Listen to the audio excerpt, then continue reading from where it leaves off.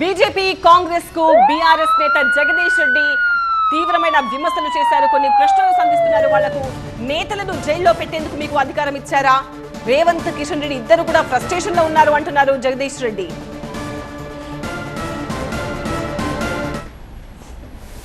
ఇక బీజేపీ అదొక ఆశ్చర్యంగా ఉంది దాని పరిస్థితి. అందులో కొంతమంది రేవంత్ రెడ్డి ఏజెంట్లు, కొంతమంది ఇంకో ఏజెంట్లు. రేవంత్ రెడ్డి స్వయంగా మోడీ ఏజెంట్.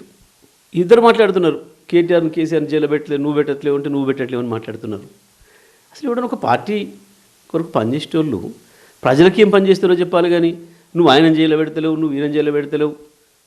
ఈ జైళ్ళలో పెట్టడం కొరకు వచ్చిందన్నట. వీళ్ళంతా రాష్ట్ర మంత్రులు, కేంద్ర మంత్రులు అయింది జైళ్ళలో పెట్టడం కొరక, ప్రజలకు సౌకర్యాలు కల్పించడం కొరక, పనిచేయడం కొరక, దేని కొరకు వాళ్ళ మేనిఫెస్టోలు అమలు చేయడం కొరక, దేని కొరకు వస్తారు ప్రజలు, దేని కోట్లు వేసినారు. ఇవన్నీ చూసినప్పుడు ఆ ఇద్దరిలో ఫ్రస్ట్రేషన్ కనబడుతున్నది.